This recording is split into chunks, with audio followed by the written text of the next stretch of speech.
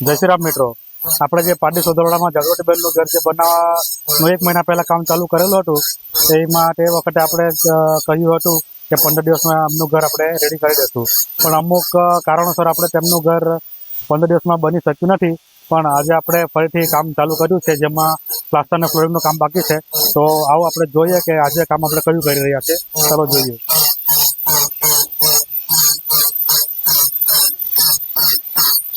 આજે ફરીથી કાચા માલનું કામ ચાલુ છે. આજે